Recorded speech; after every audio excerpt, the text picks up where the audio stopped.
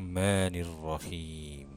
Ada sebuah kisah salaf yang kisah ini layak untuk menjadi sebuah untuk menjadi sebuah refleksi untuk kita.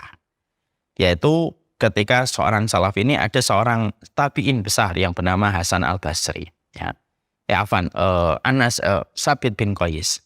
Ada seorang tabi'in Sabit yang beliau itu memiliki sebuah majelis. Majelis yang dimiliki oleh beliau, ada beberapa orang yang mengikuti majelisnya, Sabit bin Qais. Maka pada saat beliau sedang mengadakan majelis, ada salah satu muridnya. Yang ternyata tidak hadir karena terlambat pada majelis itu. Sabit al-Bunani ini lalu mencari, mana murid saya yang satu ini kok nggak kelihatan. Ternyata muridnya pada saat itu sedang terlambat di dalam perjalanan. Ternyata muridnya setelah agak lama ditunggu sama gurunya, Sabit al-Bunani rahimahullahu ta'ala, dia datang tergopoh-gopoh. Lalu Sabit sebagai gurunya bertanya, "Lima ta'akhirta?"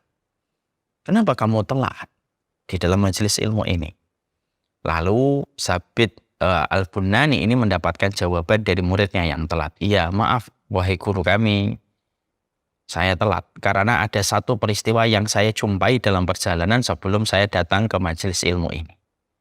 Gurunya lalu penasaran bertanya, "Ma wajadta fi masiratika fi hadal majlis?" Apa yang kamu dapatkan dalam perjalanan kamu ke majelis ini sampai kamu terlambat tuh kenapa? Maka muridnya berkata, "Tadi saya jalan ke sini. Tiba-tiba pandangan saya tertuju kepada seekor burung di atas dahan yang sedang sakit sayapnya. Dia mencoba untuk terbang tetapi selalu gagal dan mendarat di sarangnya. Dia mencoba terbang lagi, gagal kembali dan mendarat kembali di sarangnya di atas dahan." Maka ketika akhirnya muridnya melihat ada burung yang sakit sayapnya tidak bisa terbang, lalu hanya berputar-putar di atas sarangnya, di atas dahan, maka muridnya Sabit al-Bunani lalu berpikir, dari mana burung ini mendapatkan rezeki dan makanan kalau dia tidak bisa terbang? Baru saja aku bertanya tentang pertanyaan itu lalu dijawab oleh Allah.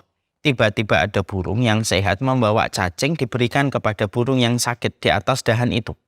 Terbang kembali burung yang sehat itu lalu membawa cacing kembali dan memberikan kepada burung yang sakit itu sampai kira-kira burung yang sakit itu kenyang. Maka gurunya Sabit al-Bunani ketika mendengarkan kisah yang disampaikan oleh muridnya, lalu tanya kepada muridnya, "Apa hikmah yang kamu jumpai dalam peristiwa burung yang sakit dan burung yang sehat itu?"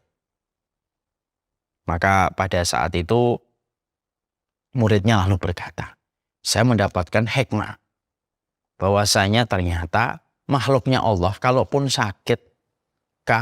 sakit rezekinya sudah diatur oleh Allah dan tidak perlu khawatir. Ketika dia dalam hidup semuanya telah dijamin oleh Allah. Sebagaimana burung yang sakit itu," kata muridnya. Maka yang menarik adalah lalu gurunya Sabit al-Bunani berkata, "Kenapa kamu tega menempatkan posisimu sebagaimana burung yang sakit? Kenapa kamu tidak menempatkan dirimu sebagai burung yang sehat, yang membawa cacing kepada burung yang sakit?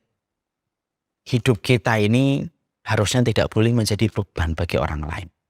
Harusnya dirimu," kata Sabit al-Bunani kepada muridnya yang terlambat, "harusnya dirimu mengambil pelajaran dari burung yang sehat, yang dia pergi mencari karunia Allah dengan cacing yang dia bawa diberikan kepada burung yang sakit.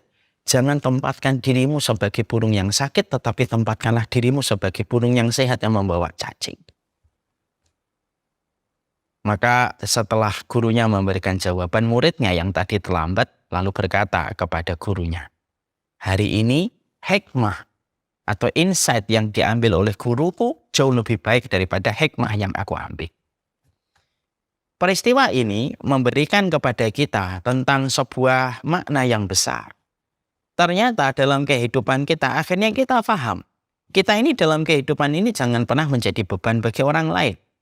Dan salah satu di antara perkara yang bisa menjadikan kita beban bagi orang lain adalah ketika kita tidak mampu mencukupi kebutuhan kita sebagai seorang hamba dan mencukupi kebutuhan keluarga kita sebagai hamba-hambanya Allah. Allah selalu memberikan sesuatu yang mencukupkan kepada hambanya selama setiap hamba menghadirkan ikhtiar dan sebab sampai Allah memantaskan rezeki itu datang kepadanya. Makanya inilah yang menjadi sebuah muqaddimah, ini menjadi sebuah prolog kita. Bahwasanya ternyata di dalam pekerjaan yang kita lakukan harus ada mindset yang betul-betul terbentuk di dalam diri kita. Bahwasanya mindsetnya kita tidak boleh sama dengan kalangan materialisme dan mindset kita tidak boleh sama dengan kalangan kapitalis. Kapitalisme, materialisme menghasilkan alumni-alumni mereka yang bekerja, tidak tahu mana yang halal, tidak tahu mana yang haram, tidak tahu takaran kapan kita harus bekerja, berapa lama kita harus bekerja.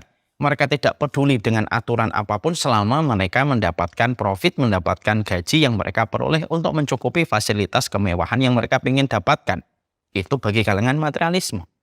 Tapi setelah kita mempelajari apa yang kita kaji pada kesempatan ini, akhirnya terjawab. Pekerjaan yang kita lakukan ini bukan semata-mata urusan seni menggapai gaji. Tapi ternyata pekerjaan yang kita lakukan ketika kita keluar dari rumah merupakan bagian dari perintahnya Allah. Allah yang memerintahkan kita supaya tidak lama-lama di masjid dan supaya ketika kita selepas sholat kemudian kita mencari karunia Allah. Allah yang memuji manusia ketika manusia di balik perdagangan dan bisnisnya tidak melupakan Allah. Rasulullah yang menguatkan apa yang disampaikan oleh Allah bahwasanya seseorang akan mendapatkan derajat kenabian, derajat syuhada kalau mereka menjadi orang yang bekerja, berdagang, berbisnis, lalu mereka jujur di dalam perdagangan dan bisnisnya mereka. Dan kita juga menjumpai dari dialognya Tsabit Al-Bunani bersama dengan muridnya. Orang mukmin itu harusnya sebagaimana burung yang sehat yang mampu membawa cacing kepada burung yang sakit, dan harusnya kita tidak menjadi burung yang merepotkan makhluk yang lainnya. Dan itu yang seharusnya kita pahami dan kita mengerti.